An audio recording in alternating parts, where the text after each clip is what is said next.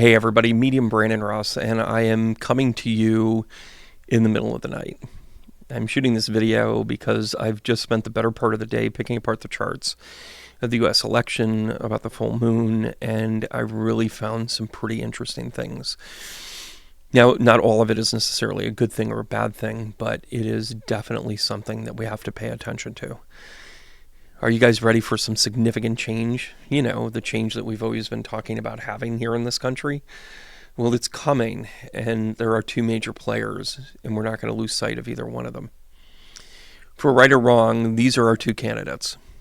We have Donald Trump, and we have Kamala Harris, effectively known as Donald Trump being somebody that is trying to, for lack of better terms, stay out of trouble by becoming elected.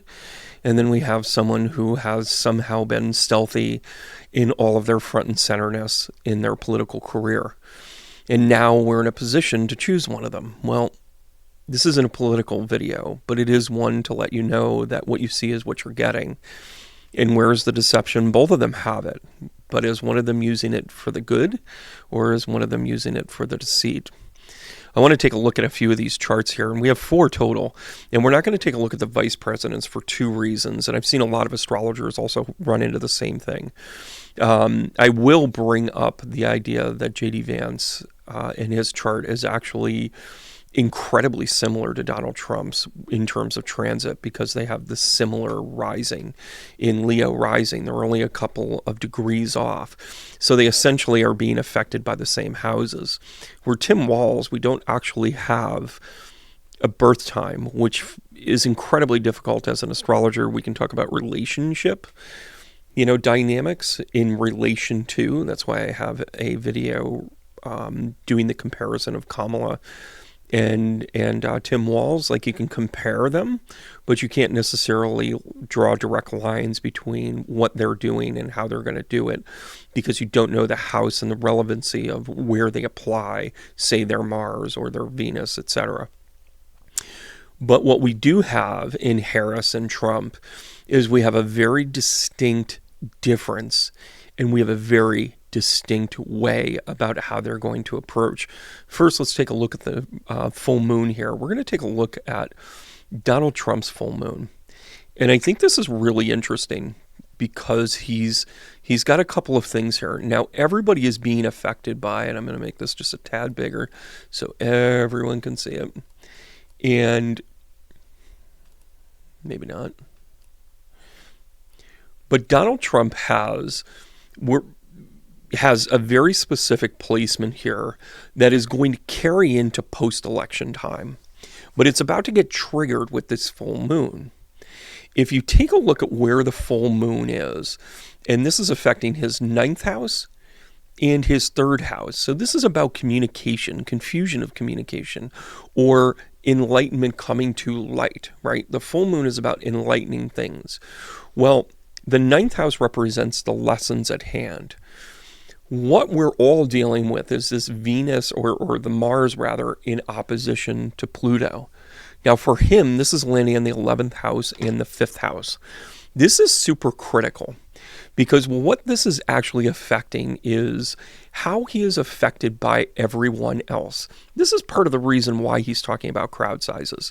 This is part of the reason why he's talking about how everyone is unfair to him. He never actually says specifics. He talks in generalities. This is part of the reason, because his Mars is sitting in the 11th house. That is a broad brush stroke to all of the people. And by the way, it has been argued that Donald Trump doesn't really understand the needs of the people. He just understands how to grift on the larger, at a whole. This is no different than what you're seeing here in this chart.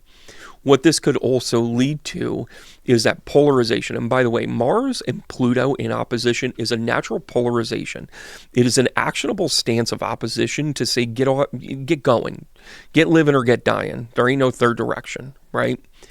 Now, one of the other keys to this, aside from the full moon happening from the 3rd, which is going to affect his communication, and to the 9th house, this is going to reveal something about what he knows, what he doesn't know, and how he kind of knows it. Maybe this is a time where it is revealed that there is a direct line, not just all of these possible lines, but a direct line into Project 2020.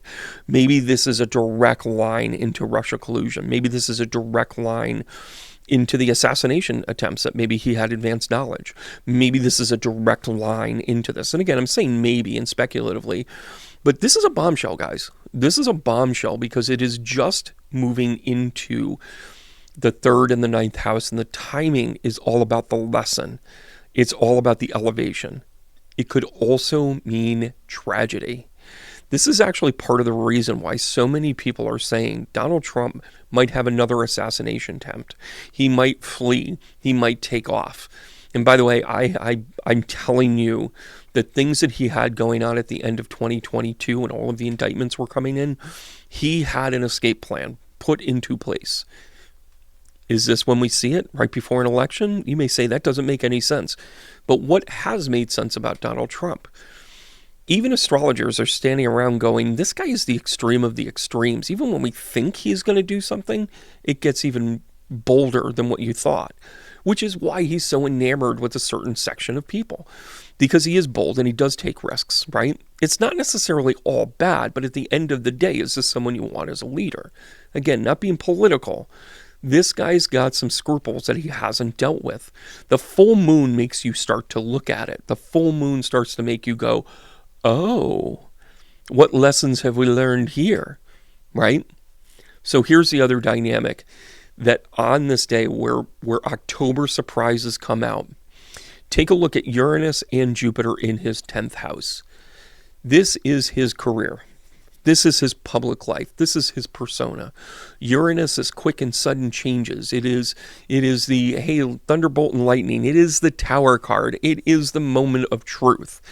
It is in conjunct with Algol right now. And by the way, that's for everybody. It's just not Donald Trump. But his happens to be in his 10th house. Is this when he learns that the indictments are going to stick? Is this when he realizes that he's going to be sentenced to 4 to 6 years in prison? Is this where he finds out that the expansion of who he is, the bad guy that he's been portrayed to be, expands into supervillain? Or does he come correct and just say, you know what, guys, sorry, this got out of control? It's an interesting thing, and one of the tragic things that I noticed about Trump all throughout this is that he truly had the tools. Having the 10th house in conjunct to his North Node in the 10th house, he could really use his grift, his fame, his celebrity for good. But this conjunct with Uranus is a thing. And by the way, I'm going to be doing some other videos about the United States return, but I'm planting the seeds that this is a very important time. The Uranus return for the United States and Donald Trump are almost synchronized. It's only really just a couple of months off, when in astrological terms, and every 84 years, a couple of months is pretty darn close, right? So he is going to become very important moving forward. Does he get elected? Let's talk about that. Because when you take a look at his election setup here, he is actually in a position, here we go, I can make this one a little bit bigger. He is actually in a position where Mars and Pluto are still sitting here in the 5th and the 11th house. Well, Mars in the 11th house is really kind of a warlike structure. It is a, let's take everybody on, it's an us against them. The fact that it is in alignment and in conjunct with his Venus and his Saturn just tells you in no uncertain terms that he is going to be battling everybody. He's going to want to take everyone on. Now, is this him coming out and saying, you might have convicted me, but I got my pardons in my back pocket? One of the things that constitutionally we forget, a sitting president can give out pardons to everyone, and although it has been deemed unethical, he might have given himself pardons for things such as collusion or such as document fraud or document seizure or election fraud. He could have done that just to muddy the waters, and let's be honest, he probably did. Is this him coming out and basically saying, oh no, guys, I can do this my way? Now, he's about to become infamous because taking a look at this election day, again, with his moon conjunct his moon. Now, what does that mean? When the moon becomes conjunct to your moon, it actually makes you incredibly irrational. It makes you almost kind of unhinged. And I know that's hard to say or hard to believe of an ex-president. And I know that it's hard to believe that somebody could become more unhinged or more emotional than he has been. But the astrology speaks to him just absolutely losing his mind. Does that mean he's going to call for people's heads? Does it mean that he's going to be argumentative? Does it mean that he's going to be unhinged? The answer is yes, on every level. And notice how the ninth house is void for him here. This means that there's nothing to be learned anymore, nothing to be gained. He's not going to suddenly wake up one day and say, you know what, guys, sorry about that. You also have a void here in the first house, even though Mars is on the ascendant. And by the way, Mars is going to be moving into the 12th house in the months following. Then Mars goes retrograde on December the 4th or 5th. And that means that it's going to sit in this 12th house, the house of the undoing. So it's going to come near conjunct, and then it's going to back off, but it's just going to dance over Pluto here in the 12th house. His anger is eventually going to be his undoing as Mars transits through the 12th house. Donald Trump, even if he were to win the election, he would start to undo everything around him because he doesn't know how to synchronize anything. He doesn't know how to regulate his emotions. He doesn't realize how to actually reach across the aisle. He doesn't even know what any of that stuff means. It's just us versus them all the time. He actually feels very comfortable being the bad guy because it's the only condition he's ever known. He's been the bad guy to his father. He's been a bad guy to his kids, to any of his ex-wives, to any of his alleged affairs, to any of his bankruptcies, to any of his whatever. He has been conditioned to be the bad guy. So his Mars in the 12th house is a very comfortable placement for him because he gets to be the jerk and have astrology to blame. Now let's take a look at Kamala. Let's actually back this up and take a look at the Harris chart in the full moon. This is also interesting, but for completely different reasons. And by the way, you're seeing Donald Trump actually come to a high energy time. He's actually going to be supernova, and he's going to expand because of some of these placements, Jupiter most withstanding. But when you take a look at Jupiter on the full moon, yada, yada, yada, what's going on here? He actually has Jupiter. She has Jupiter in conjunct with her north node and her rising sign. This is an incredible position for someone to burst onto the scene and explode in a very good way. Couple of points of caution, though. Her Mars-Pluto opposition is in the 2nd and the 8th house. So Pluto in the 8th house is actually a really good position for someone that's running for election because her power is going to come from the people, especially in a democracy, right? Power to the people. If the people vote her in, that Pluto placement rings true. Now with Mars transiting through her 2nd house, this is about finances. This is about money. This is about structure and theme, about what your stability is. Is there going to be an October surprise about how stable Kamala is? Will it also be a little bit of the undoing of some of the things that she might have been doing behind the scenes? Truth be told, I think that she's going to be exposed for running the White House for the better part of the last 4 years. I think that there will be some things revealed, but it's not necessarily all bad, but it is something you should be aware of. Could you blame her for the last 4 years, or could you celebrate her for the last 4 years? That's kind of the question that I'm feeling here. Because I'm also seeing that with this full moon, her full moon, is conjunct with her natal full moon. Vice President Harris was born on a full moon almost to the degree.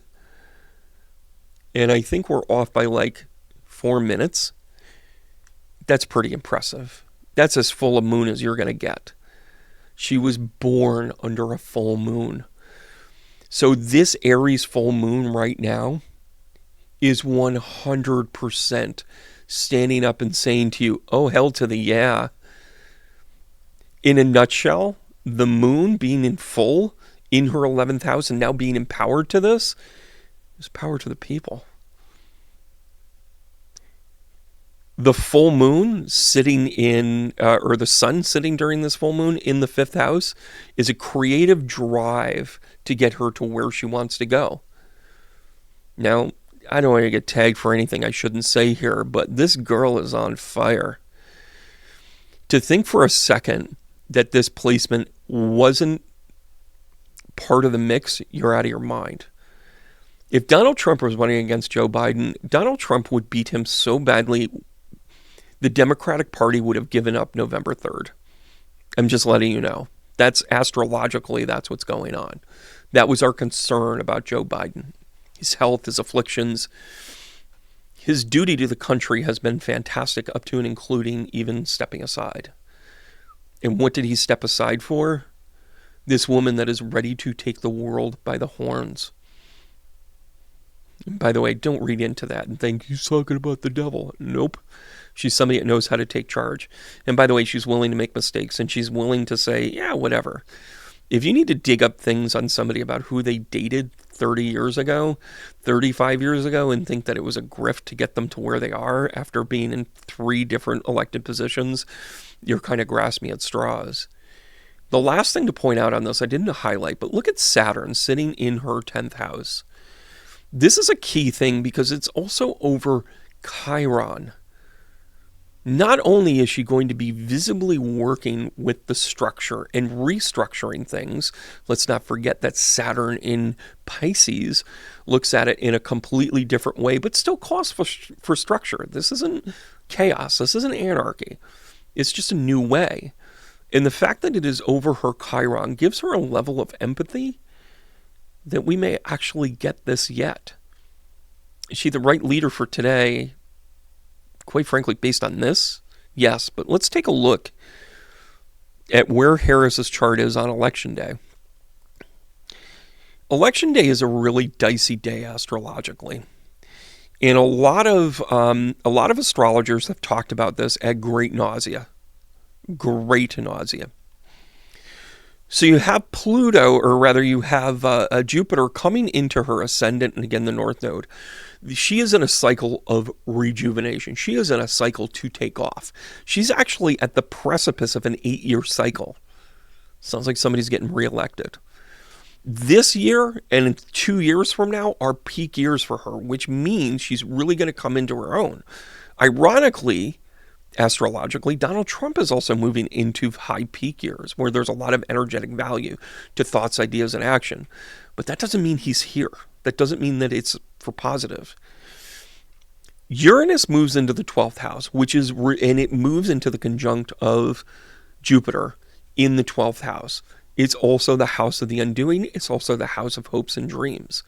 It is a spiritual house. It is a way for, as a leader, she can harness the idea of, I'm going to take what's good in me and I'm going to accept that this has to change. And by the way, some of this change isn't going to be about her.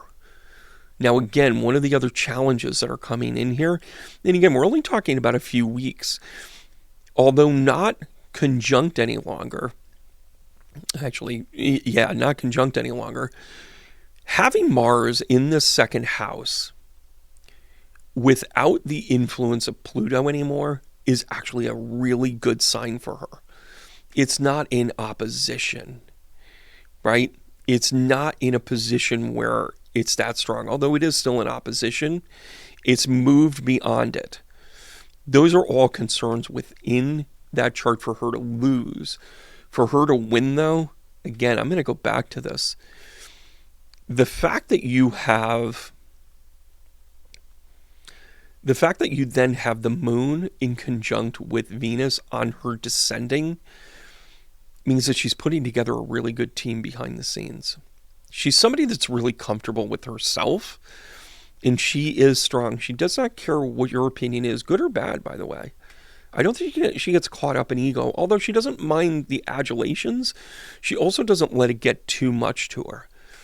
The biggest challenge that I see with this, with her being elected, is that eventually Mars is going to go direct, and Mars is going to move over her Mars. By the way, a lot of similarities between Trump's placement of Mars along with hers. It's in her third house. So if she is elected, Harris will say or do something inflammatory. It's in her chart. Will she mitigate it? Will she be a little quiet? Will she say some snafu or something like, it's about time we put Donald Trump to bed, and just realize that she just stoked the flames of everybody kind of coming up again? But moreover, I think what she really has going for her is that she's ready. Everything about her chart lays out a maturity and a non-infallibility. In other words, she doesn't have to be right. The fact that Saturn is in her 10th house in Pisces is a call to action for her to understand this. And by the way, she just went through these lessons. If you back up Saturn over her natal Saturn, her Saturn return, which happened 2 years ago, that was her reflection of lessons learned in the 9th house. She's a smart, empathetic cookie. Now, you might not agree with all of her politics, and you might not necessarily agree with everything that she says. I certainly have taken umbrage with some of the approaches and angles that she's done it. But the one thing that you can't take away from her is that she's coming from a learned position. That's actually the difference between the two candidates. We have two very distinct candidates. One of them are coming from a place of pain and anger, and the other is coming from an educated, empathetic value. Do you think the election matters?